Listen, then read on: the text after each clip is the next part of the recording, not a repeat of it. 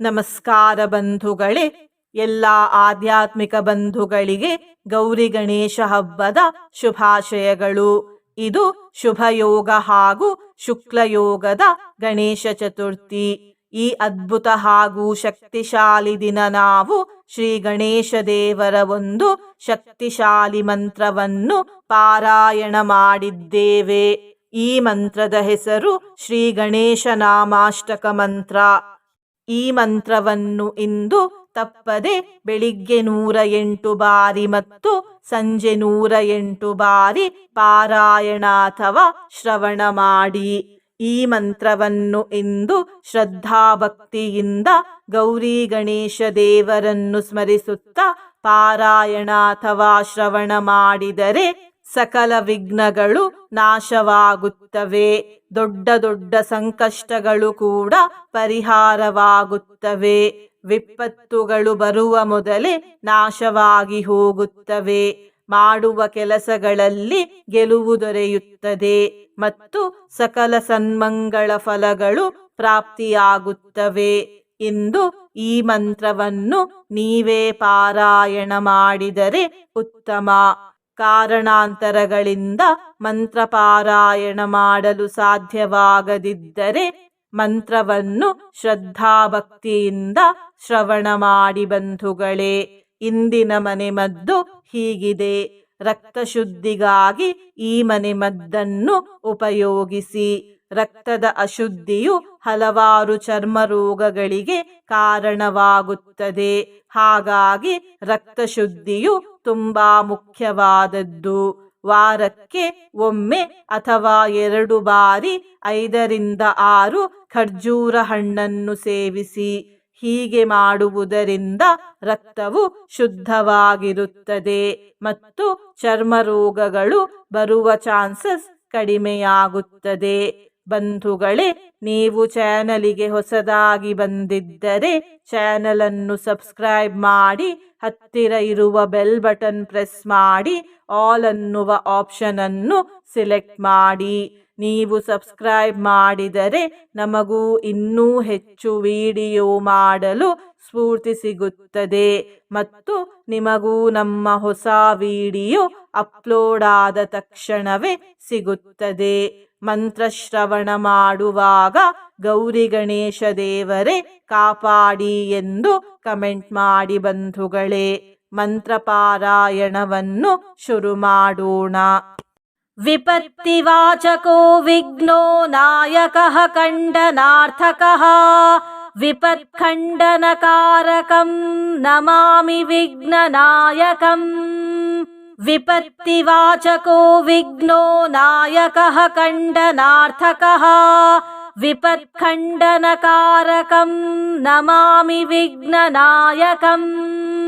ವಿಪತ್ತಿವಾಚಕೋ ವಿಘ್ನೋ ನಾಯಕಃ ಖಂಡನಾರ್ಥಕಃ ವಿಪತ್ಖಂಡನಕಾರಕಂ ನಮಾಮಿ ವಿಘ್ನನಾಯಕಂ. ವಿಪತ್ತಿವಾಚಕೋ ವಿಘ್ನೋ ನಾಯಕಃ ಖಂಡನಾರ್ಥಕಃ ವಿಪತ್ಖಂಡನಕಾರಕಂ ನಮಾಮಿ ವಿಘ್ನನಾಯಕಂ. ವಿಪತ್ತಿವಾಚಕೋ ವಿಘ್ನೋ ನಾಯಕಃ ಖಂಡನಾರ್ಥಕಃ ವಿಪತ್ಖಂಡನಕಾರಕಂ ನಮಾಮಿ ವಿಘ್ನನಾಯಕಂ.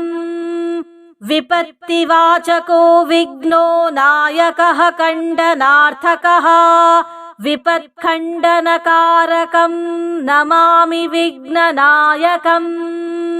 ವಿಪತ್ತಿವಾಚಕೋ ವಿಘ್ನೋ ನಾಯಕಃ ಖಂಡನಾರ್ಥಕಃ ವಿಪತ್ಖಂಡನಕಾರಕಂ ನಮಾಮಿ ವಿಘ್ನನಾಯಕಂ. ವಿಪತ್ತಿವಾಚಕೋ ವಿಘ್ನೋ ನಾಯಕಃ ಖಂಡನಾರ್ಥಕಃ ವಿಪತ್ಖಂಡನಕಾರಕಂ ನಮಾಮಿ ವಿಘ್ನನಾಯಕಂ. ವಿಪತ್ತಿವಾಚಕೋ ವಿಘ್ನೋ ನಾಯಕಃ ಖಂಡನಾರ್ಥಕಃ ವಿಪತ್ಖಂಡನಕಾರಕಂ ನಮಾಮಿ ವಿಘ್ನನಾಯಕಂ.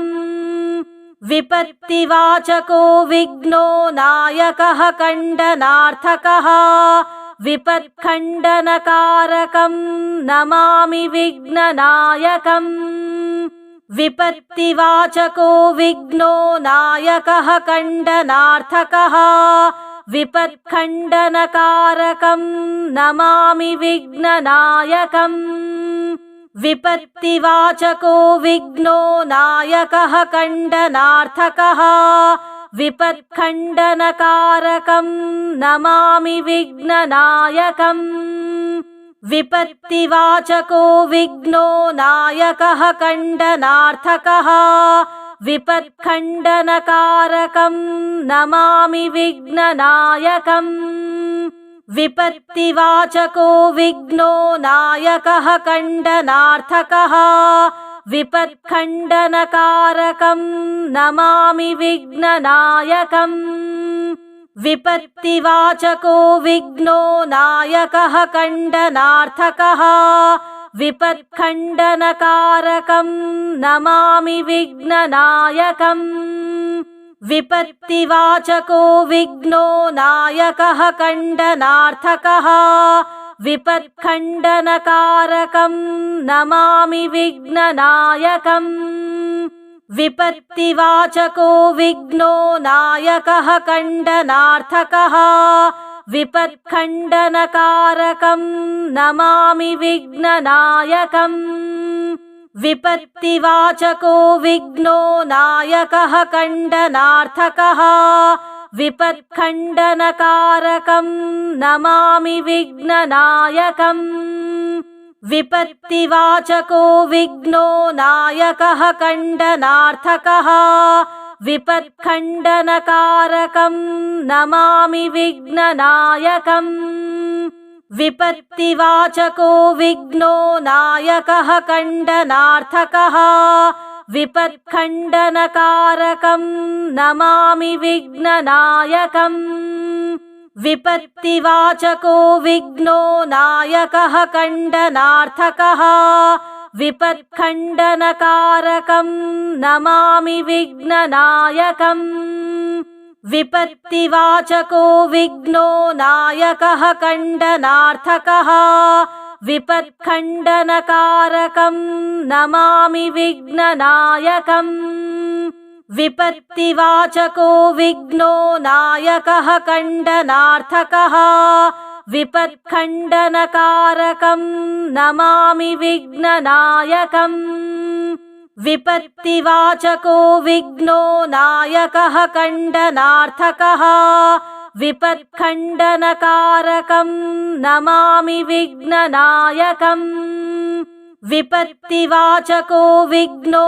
नायकः खण्डनार्थकः विपत्खण्डनकारकं नमामि विघ्ननायकम् विपत्तिवाचको विघ्नो नायकः खण्डनार्थकः विपत्खण्डनकारकं नमामि विघ्ननायकम् विपत्तिवाचको विघ्नो नायकः खण्डनार्थकः विपत्खण्डनकारकं नमामि विघ्ननायकम् विपत्तिवाचको विघ्नो नायकः खण्डनार्थकः विपत्खण्डनकारकं नमामि विघ्ननायकम् विपत्तिवाचको विघ्नो नायकः खण्डनार्थकः विपत्खण्डनकारकं नमामि विघ्ननायकम्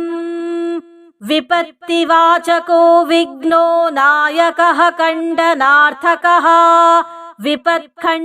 विपत्खण्डनकारकं नमामि विघ्ननायकम् विपत्तिवाचको विघ्नो नायकः खण्डनार्थकः विपत्खण्डनकारकं नमामि विघ्ननायकम् विपत्तिवाचको विघ्नो नायकः खण्डनार्थकः विपत्खण्डनकारकं नमामि विघ्ननायकम् विपत्तिवाचको विघ्नो नायकः खण्डनार्थकः विपत्खण्डनकारकं नमामि विघ्ननायकम् विपत्तिवाचको विघ्नो नायकः खण्डनार्थकः विपत्खण्डनकारकं नमामि विघ्ननायकम् विपत्तिवाचको विघ्नो नायकः खण्डनार्थकः विपत्खण्डनकारकं नमामि विघ्ननायकम् विपत्तिवाचको विघ्नो नायकः खण्डनार्थकः विपत्खण्डनकारकं नमामि विघ्ननायकम् विपत्तिवाचको विघ्नो नायकः खण्डनार्थकः विपत्खण्डनकारकं नमामि विघ्ननायकम् विपत्तिवाचको विघ्नो नायकः खण्डनार्थकः विपत्खण्डनकारकं नमामि विघ्ननायकम् विपत्तिवाचको विघ्नो नायकः खण्डनार्थकः विपत्खण्डनकारकं नमामि विघ्ननायकम् विपत्तिवाचको विघ्नो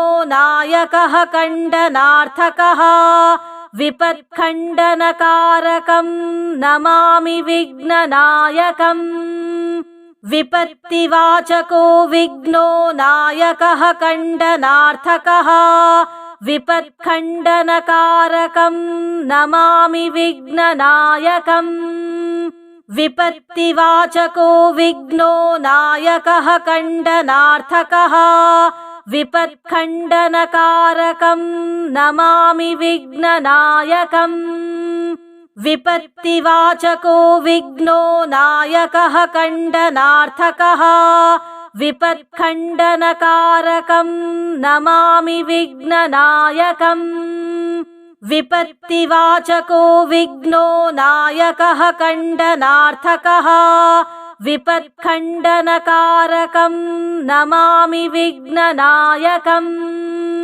विपत्तिवाचको विघ्नो नायकः खण्डनार्थकः विपत्खण्डनकारकं नमामि विघ्ननायकम् विपत्तिवाचको विघ्नो नायकः खण्डनार्थकः विपत्खण्डनकारकं नमामि विघ्ननायकम् विपत्तिवाचको विघ्नो नायकः खण्डनार्थकः विपत्खण्डनकारकं नमामि विघ्ननायकम् विपत्तिवाचको विघ्नो नायकः खण्डनार्थकः विपत्खण्डनकारकं नमामि विघ्ननायकम् विपत्तिवाचको विघ्नो नायकः खण्डनार्थकः विपत्खण्डनकारकं नमामि विघ्ननायकम् विपत्तिवाचको विघ्नो नायकः खण्डनार्थकः विपत्खण्डनकारकं नमामि विघ्ननायकम् विपत्तिवाचको विघ्नो नायकः खण्डनार्थकः विपत्खण्डनकारकं नमामि विघ्ननायकम् विपत्तिवाचको विघ्नो नायकः खण्डनार्थकः विपत्खण्डनकारकं नमामि विघ्ननायकम् विपत्तिवाचको विघ्नो नायकः खण्डनार्थकः विपत्खण्डनकारकं नमामि विघ्ननायकम् विपत्तिवाचको विघ्नो नायकः खण्डनार्थकः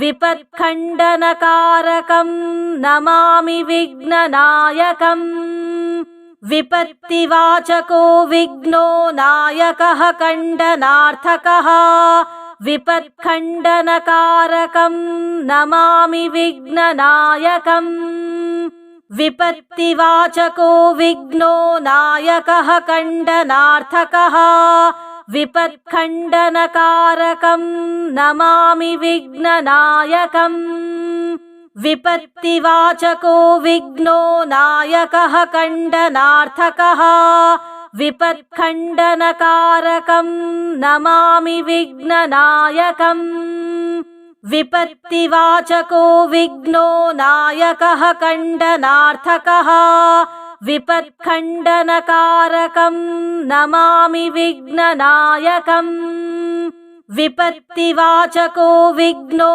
नायकः खण्डनार्थकः विपत्खण्डनकारकं नमामि विघ्ननायकम् विपत्तिवाचको विघ्नो नायकः खण्डनार्थकः विपत्खण्डनकारकं नमामि विघ्ननायकम् विपत्तिवाचको विघ्नो नायकः खण्डनार्थकः विपत्खण्डनकारकं नमामि विघ्ननायकम् विपत्तिवाचको विघ्नो नायकः खण्डनार्थकः विपत्खण्डनकारकं नमामि विघ्ननायकम् विपत्तिवाचको विघ्नो नायकः खण्डनार्थकः विपत्खण्डनकारकं नमामि विघ्ननायकम् विपत्तिवाचको विघ्नो नायकः खण्डनार्थकः विपत्खण्डनकारकं नमामि विघ्ननायकम् विपत्तिवाचको विघ्नो नायकः खण्डनार्थकः विपत्खण्डनकारकं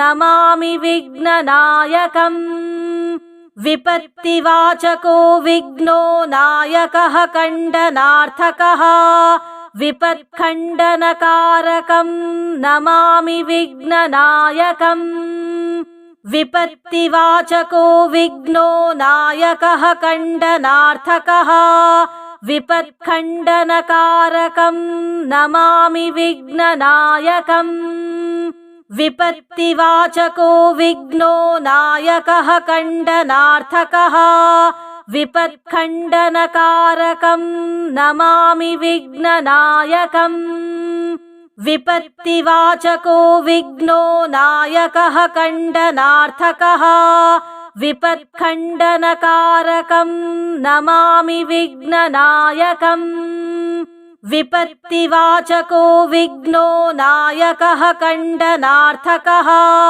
विपत्खण्डनकारकं नमामि विघ्ननायकम् विपत्तिवाचको विघ्नो नायकः खण्डनार्थकः विपत्खण्डनकारकं नमामि विघ्ननायकम् विपत्तिवाचको विघ्नो नायकः खण्डनार्थकः विपत्खण्डनकारकं नमामि विघ्ननायकम् विपत्तिवाचको विघ्नो नायकः खण्डनार्थकः विपत्खण्डनकारकं नमामि विघ्ननायकम् विपत्तिवाचको विघ्नो नायकः खण्डनार्थकः विपत्खण्डनकारकं नमामि विघ्ननायकम् विपत्तिवाचको विघ्नो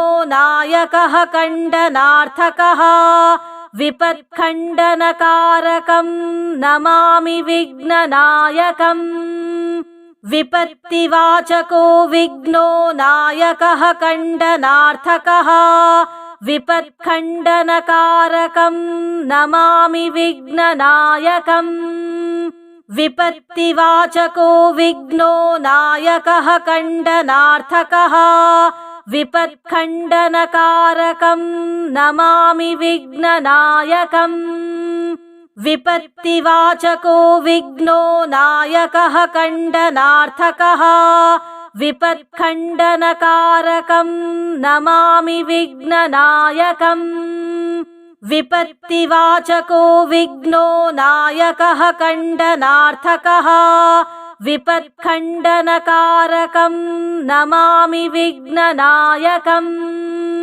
विपत्तिवाचको विघ्नो नायकः खण्डनार्थकः विपत्खण्डनकारकं नमामि विघ्ननायकम् विपत्तिवाचको विघ्नो नायकः खण्डनार्थकः विपत्खण्डनकारकं नमामि विघ्ननायकम् विपत्तिवाचको विघ्नो नायकः खण्डनार्थकः विपत्खण्डनकारकं नमामि विघ्ननायकम् विपत्तिवाचको विघ्नो नायकः खण्डनार्थकः विपत्खण्डनकारकं नमामि विघ्ननायकम् विपत्तिवाचको विघ्नो नायकः खण्डनार्थकः विपत्खण्डनकारकं